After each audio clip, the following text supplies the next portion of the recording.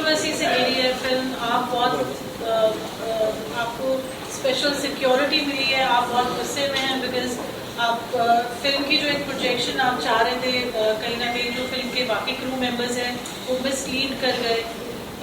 बहुत सारी मुस्लिम ऑर्गेनाइजेशन से बहुत आपके ऊपर ऑब्जेक्शन आ रहा है। इतने कैसे आप फेस कर रहे हैं ये सब कुछ इस समय में? देखिए, धन्यवाद आप लोगों का, जितने भी मीडिया भाई हैं हमारे यहाँ पे। और film the diary of West Bengal 30 अगस्त को रिलीज हो रही है और जाहिर सी बात है कि अब 5-7 दिन बचे हैं रिलीजिंग के लिए। और जैसे कि आपने कहा, कोई डर या खौफ मेरे में नहीं है।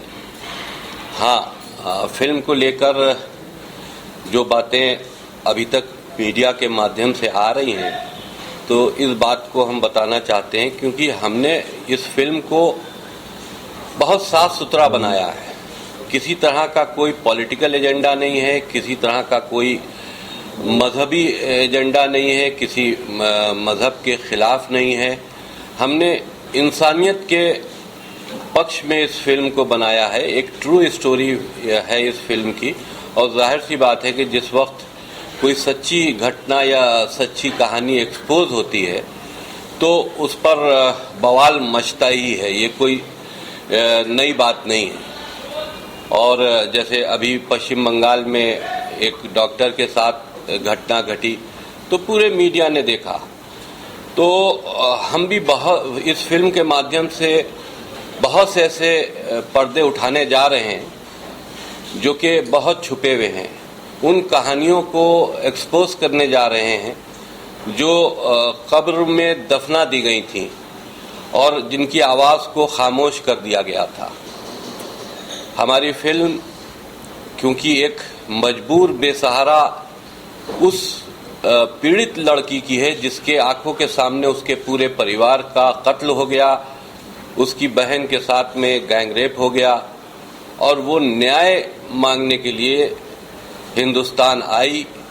जाहिर सी बात है, बांग्लादेश से आई है तो पश्चिम बंगाल में ही आई और पश्चिम बंगाल के हालात बिल्कुल वैसे ही हैं जैसे कि इस वक्त मौजूदा दौर में बांग्लादेश के हैं।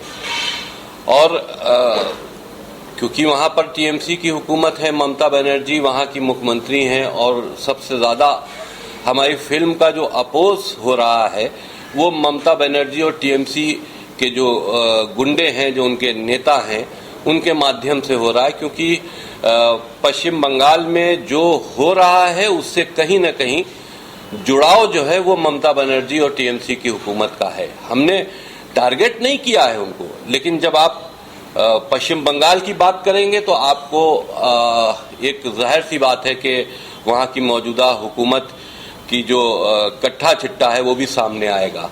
जब हम किसी बलात्कार की बात करेंगे तो टीएमसी का नाम सामने आएगा। जब हम वहाँ पर हिंदुओं के कत्ल की बात करेंगे तो टीएमसी के नेताओं की बात सामने आएगी। वो मजबूरी है। शाहजहां शेख का मामला आपने देखा, शाहजहां शेख का भी किरदार हमारी फिल्म में है क्योंकि उसको हमने पहले ही सर्च कर लिया था और वो तो हमारी फिल्म की शूटिंग के बाद वो पकड़ा गया है और उसका मामला एक्सपोज हुआ। तो ये वो सारी चीज़ें हैं जो पश्चिम बंगाल से जुड़ी हैं। लेकिन ये फिल्म ज़रूर पश्चिम बंगाल की कहानी है, लेकिन ये जुड़ी पूरे देश से है, पूरे भारत से है। क्योंकि भारत को पश्चिम बंगाल में हो रही एक्टिविटीज़ से किस तरह की शर्मिंदगी पूरे विश्व में उठानी पड़ रही है, या पश्चिम बंगाल के माध्यम से जो एक्टिविटीज़ हो रही हैं, आतंकी एक्टिविटीज़ हो रही हैं, रोहिंग्याज एक्टिविटीज़ हो रही हैं, उससे पूरे हमारे देश को किस तरह का खतरा बना हुआ है, ये सारी चीज़ें हमारे देश से जुड़ी हुई हैं, भारत से जुड़ी हुई हैं। तो जाहिर सी बात है कि इस तरह के विवाद तो सामने आएंगे ही और हम उसको फेस भी कर रहे हैं क्योंकि हमारी फिल्म किसी यूं कहें कि किसी तवाइफ के घुंघरों की आवाज़ नहीं है। हमारी फिल्म एक बेसहारा, एक ऐसी पीड़ित मजबूर लड़की की आवाज़ है जिसको हम पूरी दुनिया में एक्सपोज करना चाहते हैं, दिखाना चाहते हैं। हमारी फिल्म वो आवाज है कि जब तस्लीमा नसीम ने अपनी किताब में उस वाक़े को लिखा तो उनको बांग्लादेश छोड़कर भागना पड़ा। तो वही वाक़े से हमारी फिल्म शुरू होती है और उसके बाद फिर वो पश्चिम बंगाल आती है और पश्चिम बंगाल में किस तरह से रोहिंग्यास को फर्जी आईडीज बनाकर उनको पूरे देश में शिफ्ट किया जा रहा है, किस तरह से वहाँ की आबादी रोहिंग्यास जो घुसपैठिए हैं। देखिए, इस बात को भी हम साफ कर दें कि हम मुसलमानों के खिलाफ नहीं हैं। मुसलमान जो भारतीय मुसलमान हैं, हम खिलाफ हैं आतंकी मानसिकता के जो विदेश से आए हैं और पश्चिम बंगाल में घुसपैठ करके बस रहे हैं और हुकूमत उनको बसा रही है। जाहिर सी बात है, वो विदेशी हैं, उनको भारत से न कोई मोहब्बत है न भारत के संविधान की वो एहतराम करते हैं। वो विदेश से आए हैं, उनका एक मकसद है कि भारत में अशांति फैलाना, उनका एक मकसद है कि भारत का जो एक अच्छी गंगा जमनी तहजीब है हिंदू और मुसलमानों के बीच में, उसमें दरार डालना। और जब वो वहां पर बड़ी बड़ी आबादियां बसा कर रह रहे हैं तो जाहिर सी बात है कि वहां का जो हिंदू है वो उनके कारोबार सुरक्षित नहीं है, उनका परिवार सुरक्षित नहीं है। भारतीय मुसलमानों के साथ में तो ठीक है, वो सुरक्षित हैं, लेकिन जहां पर इस तरह की ज़हनियत के लोग आ जाते हैं जिनका मकसद ही सिर्फ आतंक है, जिनका मकसद ही सिर्फ लड़कियों के साथ में, वो भी हिंदू लड़कियों के साथ में बलात्कार है, जिनका मकसद सिर्फ हिंदुओं का कत्ल आम है, और वो आबादी बसाकर जब वहां पर बांग्लादेश में रह रहे हैं तो मजबूरी है वहां के हिंदुओं को भागने की, और वो वहां से भाग रहे हैं। आपके मीडिया के माध्यम से भी ये कई बार एक्सपोज हो चुका है कि पश्चिम बंगाल के हिंदू बंगाल छोड़कर, पश्चिम बंगाल छोड़कर भाग रहे हैं। तो जाहिर सी बात है कि जिस वक्त कश्मीर में ऐसा हुआ तब भी दुनिया ने देखा कि एकाएक ही वहां के हालात कैसे बदल गए, बहुत बड़ा कत्ल आम कश्मीर में हिंदुओं का हो गया। तो उस वक्त, जिस वक्त कश्मीर में ऐसे हालात थे, वही हालात अब रिपीट पश्चिम बंगाल में हो रहे हैं, और पश्चिम बंगाल की हुकूमत सिर्फ अपने वोटों, उनकी वोटों की राजनीति हो सकती है। जाहिर सी बात है कि वो सरकार पर काबिज रहना है एक हुकूमत को, तो उसको किसी न किसी तरह का भय दूसरे वोटरों में लाना पड़ता है या अपने वोटरों को सहूलियतें देनी पड़ती हैं। अगर वो आतंकी गतिविधियां कर रहे हैं तो उनका सपोर्ट करना पड़ता है, अगर वो रेप कर रहे हैं तो उनको प्रोटेक्ट करना पड़ता है। ये ममता बनर्जी की मजबूरी है। तो हमारी फिल्म ये सारी चीजों को एक्सपोज करने जा रही है, और हमको कई बार रोकने की भी कोशिश की गई। हमारे ऊपर FIR हुई जब हमने फिल्म को अनाउंस किया, तो हमारे ऊपर पश्चिम बंगाल में FIR हुई। फिर जैसे ही हमने रिलीज की डेट डिक्लेयर की तो हमको नोटिस देकर 18 तारीख को वहां बुलाया गया। हमने अपने वकील को भेजा, क्योंकि हम इतने बड़े बेवकूफ नहीं हैं कि हम वो दाना डालें और हम एक सीधी सादी चुड़िया की तरह वहां आके दाना चुगने लगे, उनके जाल में फंस जाएं। उनका मकसद यही था कि वो हमको वहां बुलाएं और बुलाकर हमको अरेस्ट करें, अरेस्ट करके हमको जेल भेजें और वहां हमारी हत्या TMC के लोगों के माध्यम से करवा दें, क्योंकि हमारी हत्या के बहुत से ऐसे फतवे हैं जो कट्टरपंथी दे चुके हैं, और पश्चिम बंगाल में एक कट्टरपंथियों की एक बहुत बड़ी मेजॉरिटी में आबादियां बसी हुई हैं, जिसका मकसद सिर्फ कत्ल आम है। सर, आपसे जानना चाहेंगे, जिस तरीके से इस फिल्म के एक शॉर्ट वीडियोस वायरल हो रहे हैं, पैगंबर मोहम्मद क्रिकेट मोल पे नाम आ रहा है, और इसमें कितनी सच्चाई है, इसमें कुछ बताना चाहेंगे आप? देखिए, एक रोहिंग्यास का गाना हमने शूट किया है। जो रोहिंग्यास का कल्चर है, जिस तरह का हमको देखने को मिला, क्योंकि वो गाना बजाने वाले जो उनके अपने जो जिससे वो गाना बजाते हैं, ढोलक है या और चीजें हुई, उस पे वो इस तरह के नाम लिखते हैं, तो उसमें मोहब्बत का नाम अगर लिखा हुआ है, हम ये समझते हैं इसमें कोई आपत्ति की बात नहीं है। आपने ये सवाल उस वक्त क्यों नहीं किया जिस वक्त PK बनी थी और उसमें एक टॉयलेट में शंकर भगवान का एक मजाक बनाया गया था? ये सवाल आपको आमिर खान से करना चाहिए था ना। पूरे उसमें आपने महादेव शंकर भगवान को आपने टॉयलेट में बंद किया और उसके साथ उनके साथ में मजाक किया, उनके साथ हाथापाई की, तो जाहिर सी बात है वो एक नाटक का किरदार था, लेकिन आप उस वक्त वो नाटक वो किसके भेष में थे? शंकर भगवान के ही भेष में थे ना। तो क्यों नहीं आपत्ति हुई आप लोगों को? आज ढोलक पे मोहम्मद का नाम लिख गया तो इस तरह की आपत्ति है? जो हमने दिखाया है बिल्कुल सही दिखाया है। और ये नाम वाम जो जिस तरह का प्रेशर हमारे ऊपर बनाया जा रहा है, हम कोई भी सीन, क्योंकि सेंसर से सब पास हो चुका है, हम किसी तरह का कोई सीन किसी के दबाव में आकर फिल्म से काटने वाले नहीं है। सर ये तो बात हो गई अलग, लेकिन कहानी अलग मोड़ ले गई है पूरा।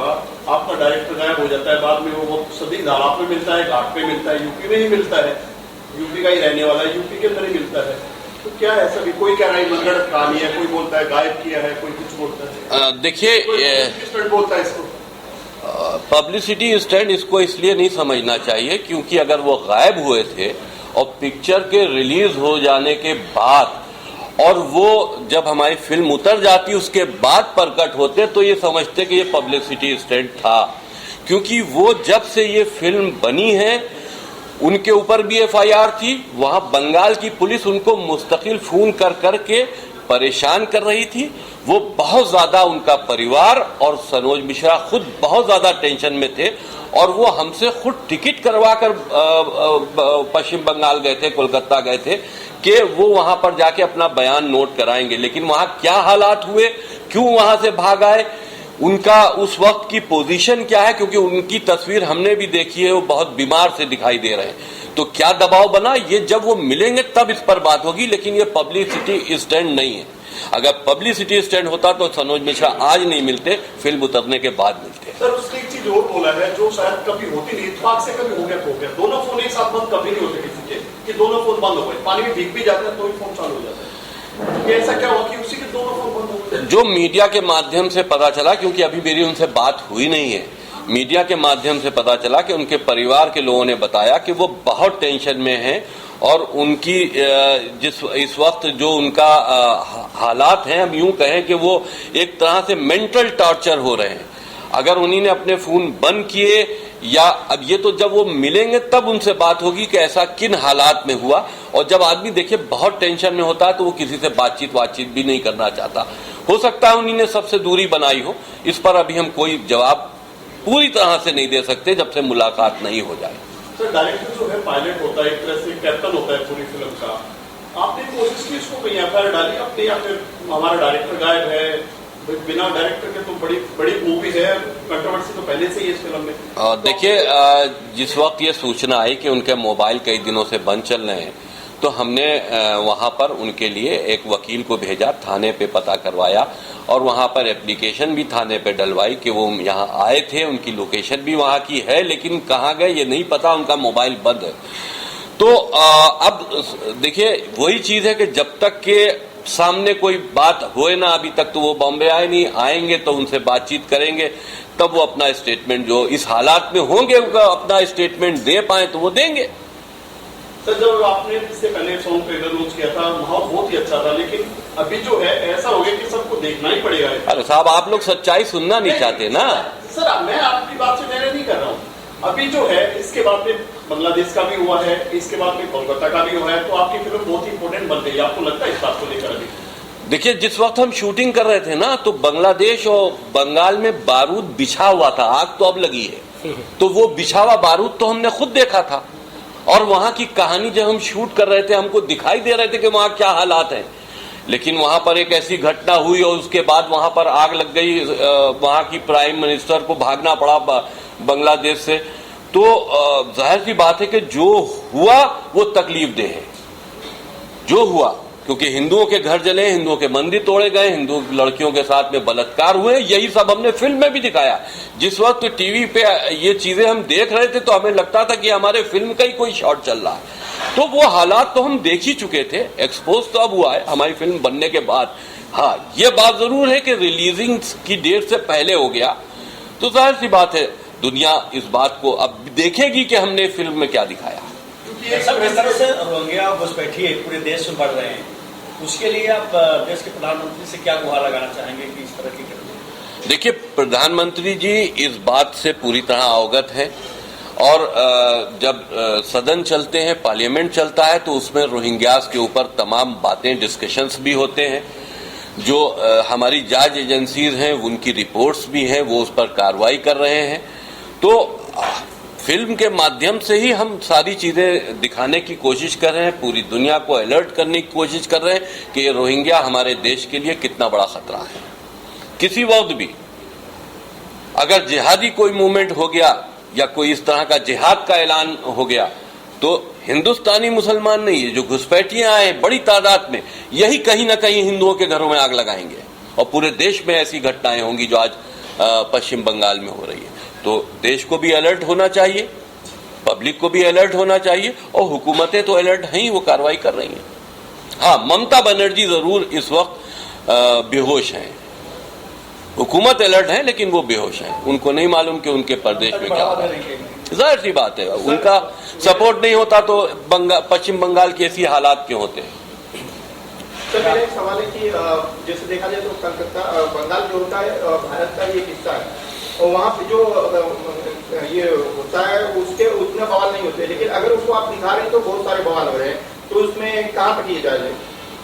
आप वही चीज तो दिखा पाते हैं कि जो चीज जहां तक आपका कैमरा पहुंचता है, जहां तक आपकी आवाज पहुंचती है। आप तो वहां अगर आप पश्चिम बंगाल की उन इंटीरियर आबादियों में चले जाएं, उन गांव कस्बों में चले जाएं तो ऐसी घटनाएं रोज की हैं। टीएमसी के लोग वहां रोज बलात्कार करते हैं हिंदू लड़कियों के साथ में, रोज उनके घर जलाते हैं, रोज हत्याएं होती हैं, न मुकदमा लिखा जाता है, न थाने भी उन्हीं के हैं, गुंडई भी उन्हीं की है, हुकूमत भी उन्हीं की है। तो शाहजहां शेख कब एक्सपोज हुआ? उसके खिलाफ जब बहुत ज्यादा हो गया, आवाज उठी, तब एक्सपोज हुआ। लेकिन वो कितना लड़कियों के साथ में, वहां पर हिंदू लड़कियों के जिनके साथ में आपने पूरी स्टोरी देखी, कितना हो चुका था। क्या ये फौरन हुआ था? सालों से चल रहा था। इस दौरान सर आपके ऊपर क्या क्या हुआ? कोई धमकी मिली या कोई फोन आए कहीं से?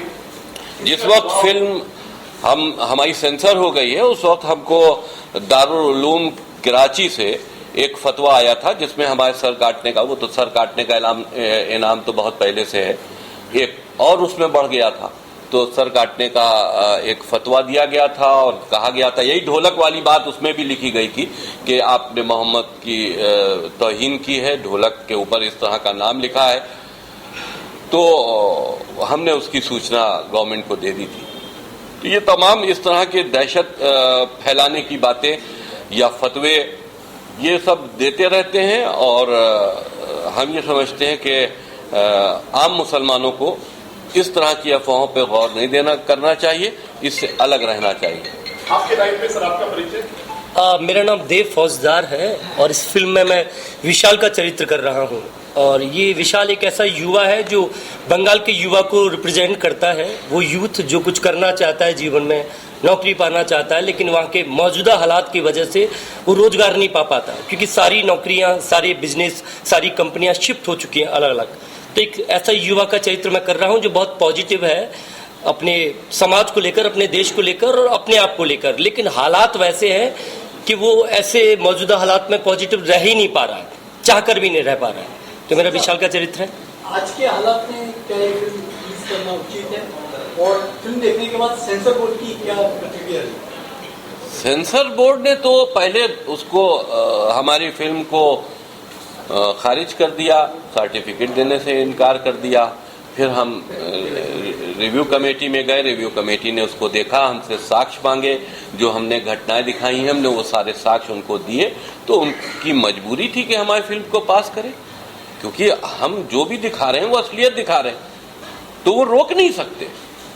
तो वीडियो पे पास किया कि कुछ नहीं, कुछ एक आध कार्ड्स उसमें एक रोहिंग्या के जो हैं वो एक लड़की का कत्ल करके उसके मांस की बिरयानी बना के खाते हैं। और ये घटना है, रोहिंग्याज इस तरह की एक्टिविटीज करते हैं। एक हिंदू लड़की को कत्ल किया जाता है, गोली मारी जाती है, उसके बाद फिर उसके बिरयानी के चावल में उसका गोश्त डाल के पकाया जाता है। तो ये हमने फिल्म में दिखाया है। तो उसमें थोड़ा सा उन्हीं ने कट किया है, जहाँ पे हमने ह्यूमन पार्ट्स को खाते दिखाया था, वो लड़की की हत्या और बाकी सब दिखाया है, बाकी कुछ थोड़ा सा बस। आपके लेफ्ट में सर आपका परिचय? जी नमस्कार, मेरा नाम यजुर मारवा है और मैं इसमें नजदीक बोलिए सर। जी चेयर घुमा लीजिए। जी नमस्कार, मेरा नाम यजुर मारवा है। मैं इसमें लीड कैरेक्टर कर रहा हूँ और इसमें मेरे दो कैरेक्टर्स हैं, पॉजिटिव और नेगेटिव, अतीक और प्रतीक। और मेरा इसमें कैरेक्टर है कि कैसे मैं एक ये सुहासिनी को मिलता हूँ बांग्लादेश में और कैसे उसको अपनी पॉजिटिव साइड दिखा के मोटिवेट करके अपने साथ वेस्ट बंगाल लेकर आता हूँ और कैसे उसका ब्रेन वॉश करता हूँ ताकि वो अपना धर्म बदले। और ये इस तरीके का कैरेक्टर है और इसमें थोड़ा लव जिहाद का भी पार्ट है। और मेरा इसमें कैरेक्टर है कि मैं एक प्रिंटिंग प्रेस भी चला रहा हूँ, तो इस तरीके का कैरेक्टर है मेरा। और प्रिंटिंग प्रेस में एक मेरा डायलॉग है, बहुत वायरल हो रहा है कि भाईजान वेद, कुरान, गीता और सभी धार्मिक किताबों में फेर बदल करके लखनऊ, अयोध्या, बनारस में फ्री में भेजी जा रही है। तो इससे आपको पता चलता है कि वहाँ पे ये सब क्या सब सारी चीज़ें चल रही हैं कि मार्केट में हमारी धार्मिक किताबों को गलत तरीके से फैलाया जा रहा है। तो इस तरीके का कैरेक्टर है। सर आपको कितना एक्साइटमेंट है कि दुख है कि आपकी फिल्म को लेकर कंट्रोवर्सी हो रही है या फिर बहुत हिट हो जाएगी मूवी आपकी, क्योंकि हर जुबान पे फिल्म का नाम है जी, क्या सोचते हैं आप? खुशी है कि टेंशन है? नहीं, खुशी है क्योंकि डेब्यू फिल्म है तो खुशी है और हमारे माध्यम से एक अच्छा मैसेज जा रहा है लोगों तक, तो खुशी है। ये जो कंट्रोवर्सी चल इसको लेकर कंट्रोवर्सी को लेकर ऐसा कुछ भी नहीं है, क्योंकि एज एन एक्टर हमारा काम था अपने इंसाफ करना कैरेक्टर से, तो हमने किया है।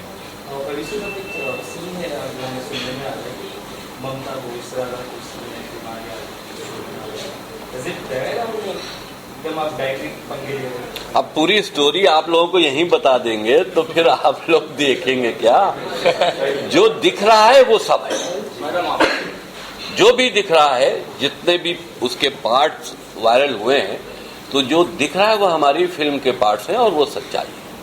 नीत, मेरा सवाल आपसे है, आपका एक वीडियो बहुत ज्यादा वायरल हुआ है जो काफी बोल्ड भी है और ये सिचुएशन में काफी प्रिकेरियस भी है, क्या कहेंगे आप इस बारे में? कैसा रहा ये पूरा experience? How concerned are you, you know, because there is a direct name mention on your back, where back? नमस्कार, मेरा नाम नीत महल है और मैं इस मूवी में प्रज्ञा शुक्ला का कैरेक्टर प्ले कर रही हूँ। प्रज्ञा शुक्ला जो है वो एक मीडिया पर्सन है, आप लोगों की तरह ही, और एक बहुत ही बेबाक और बहुत ही स्ट्रांग लड़की है जो सच्चाई लेके आने में बिलीव करती है। उसको नहीं फर्क पड़ रहा है कि उसके साथ क्या हो रहा है। इस ड्यूरिंग उसके साथ बहुत सारी चीज़ें ऐसी हो रही हैं जिसमें उसको जुबान बंद करने के लिए उसके साथ ऐसी चीज़ें की जाती है। जो एक मेरा सीन बहुत वायरल हो रहा है जिसमें मेरे कपड़े रिप ऑफ किए जाते हैं और उस पर लिखा जाता है कि वोट फॉर मैडम। सो वो एक बहुत ही ज़्यादा सीन मेरे लिए ऐसा था कि इनफैक्ट जब मैं वो सीन फिल्माया उसके बाद आई थिंक आधा एक घंटा मैं उस सीन से बाहर नहीं निकल के आ पा रही थी। मुझे ऐसा लग रहा था कि ये सच में मेरे साथ हो गया है और मैं एक शॉक में चली गई थी। सो मैं इस चीज़ से बहुत ज़्यादा रिलेट कर पा रही हूँ अब कि जो भी अभी बंगाल में हो रहा है उस लड़की के साथ हुआ है, सो ये कितना पेनफुल है। और मैं एक एक्टर हूँ, मैंने वो सीन को फिल्माया है, तो मेरे लिए वो इतना ज़्यादा हॉरिबल सीन था।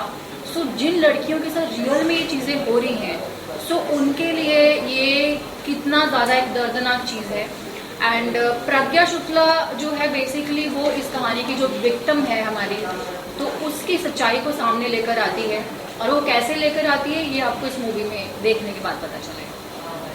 Sheen, you playing the main female-centric subject. What has been your experience?